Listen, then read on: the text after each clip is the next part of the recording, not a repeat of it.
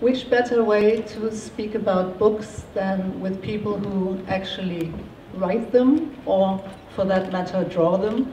And we have two representatives of the guests of honor here who will present their perspective on their respective nations. And I'm very happy to welcome Pénélope Bagieu and David Gabunia. Very warm welcome to the both of you.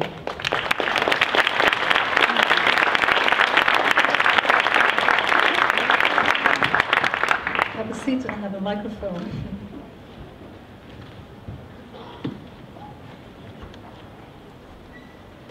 We chose to speak in English because it's a foreign language to all three of us, but not to be disrespectful to the concept of representing your own language. I would like to extend, each of you to extend a welcome in your native tongue, whoever wishes to start. Bonjour.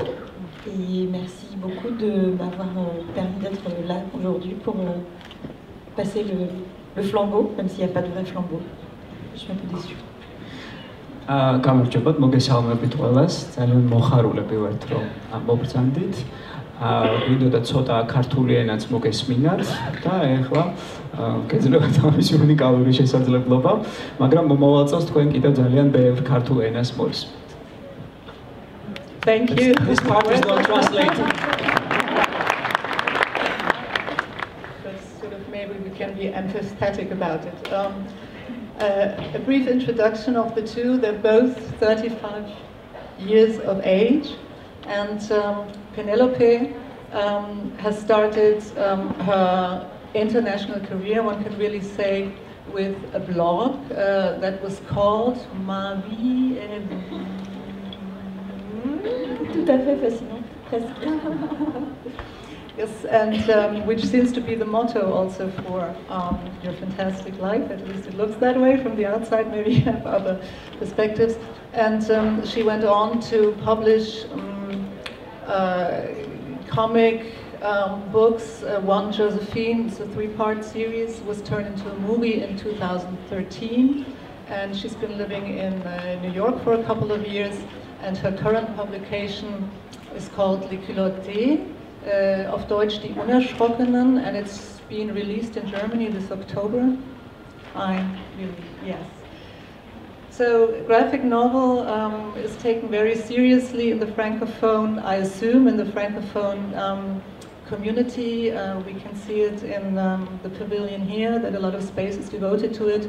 Do you feel it's about time that it's recognized as a serious way of expressing, a serious way of literature, and has there ever been a problem with the reception as such? I think it is also a pretty recent thing in France, because we have a very strong culture of Franco-Belgian albums that I think everyone knows, like Tintin and Asterix. And I think it might be 10 years ago that this format sort of exploded to a more open and free way of telling all kinds of stories, not necessarily for children. That was the big change. And also more pages, different subjects, sometimes more profound and hard subjects, autobiography and things like that. So to me, for instance, it is how I started reading comics. Actually, graphic novels led me to comics. So yeah, I owe much to graphic novels.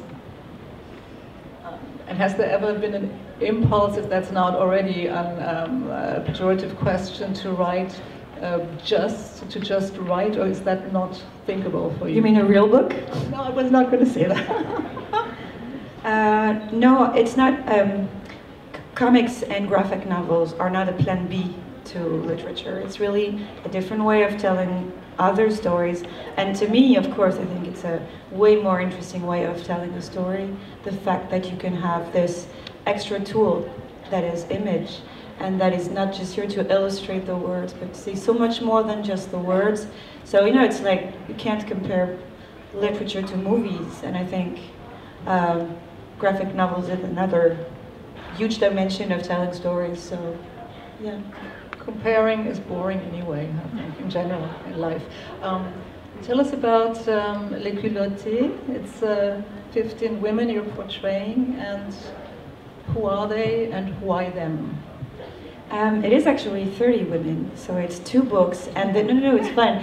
The sequel to the first book with the 15 first women, I think, will be out in Germany in March, next March. So it also started as a blog for French newspaper Le Monde, and it is very short stories about incredible women who never made it to history books for some reason, and who should. And they are all sorts of women, from scientists to astronauts to mermaids, incredible women. And thank you for doing that. And why? Well, because, you know, we need to hear more and more stories of women, always more stories of women. Well, Gina Davis, the actress and female activist, has put out the slogan, if you can see it, you can be it, addressed to women that might be, in a way. It is true that you cannot dream to become something you never saw, and just the way that, you know, one day there's a first woman who did anything. You always have to be a first, and it's never easy to be the first. It will be a little easier to be the second, and then starting with the third, it will be normal. And you will think, it's always been like this, and there have always been women everywhere, but there's always been a first. So you need to have role models, and strong female role models, so that you can, you know, want to grow up to become something big. So we need tons of, not just my book, but lots of books like these and movies like this to show women and girls, and especially young girls, that there are some incredible women role models. Thank you. David, you also are a very versatile artist. You're writing plays, you are co-running a theater, you've done many translations, as diverse from Rowling to Shakespeare, and you have your first book out, Severance, and which will be published in Germany next March, I believe. Revolt Berlin.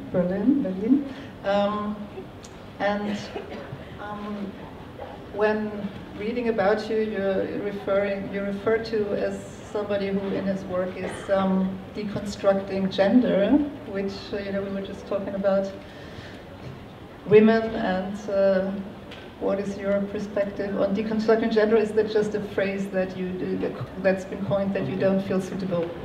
Well, it's a little bit overgeneralized, I would say, but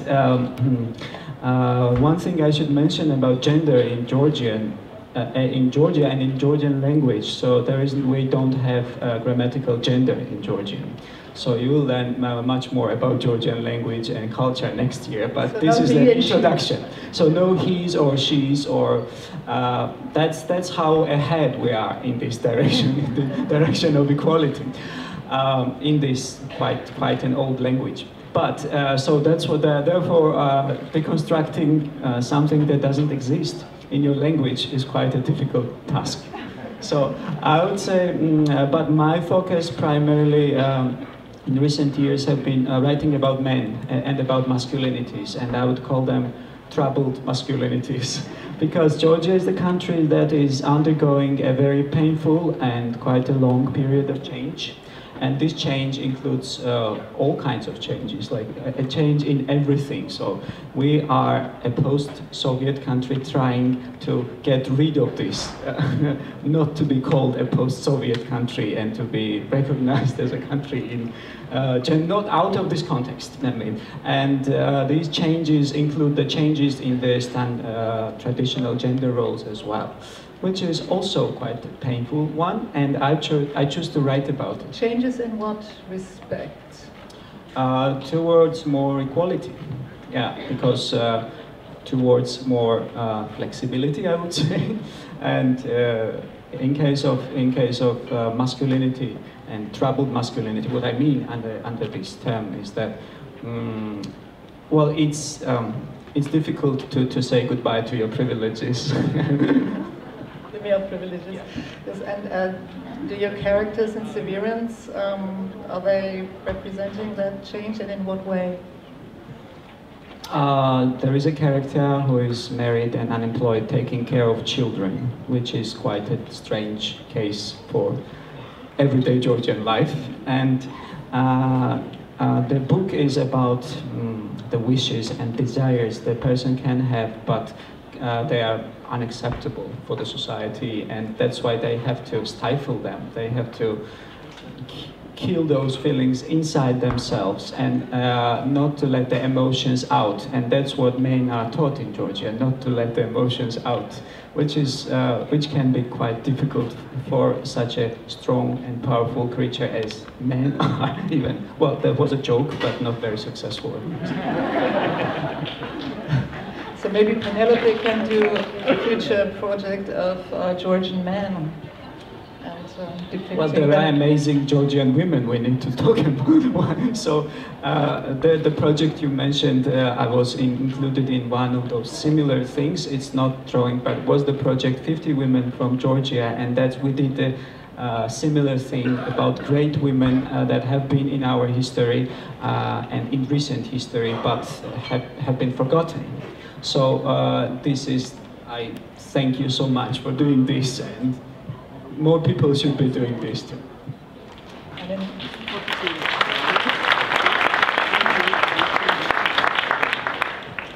Slowly wrapping up this first round, I would like to know, Pénélope, you've spent the past 5 days here representing yourself, your work, and the French language for that matter. What was your, I mean, it's probably hard to sum it up, but what was your impression of this past week here in Frankfurt and its benefits? I wasn't only in Frankfurt, I was in Berlin before that and in Stuttgart, and it's the first time I was in Germany for promoting my books.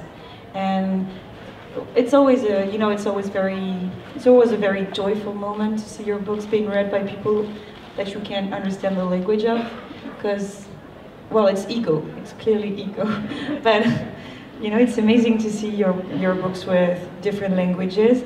And I was very moved and pleased to see that there were actually people reading my books in Germany and who had a very different perception of them. And I also... Sort of different in what way, the perception? How did it vary?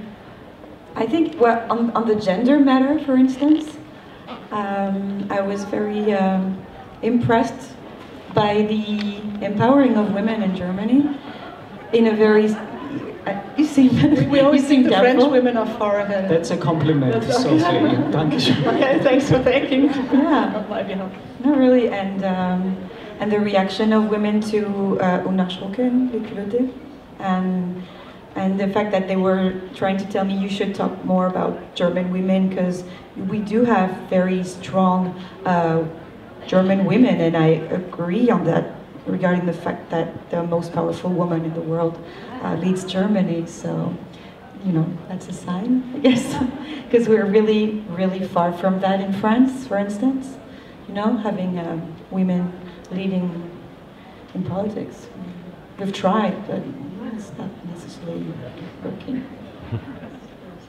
Difficult way of trying, we probably all agree. David, you've just been here the past 2 days, but you will come back next year. And what are your hopes and expectations? Again, both personally, but also if it's not to generalizing again for your country.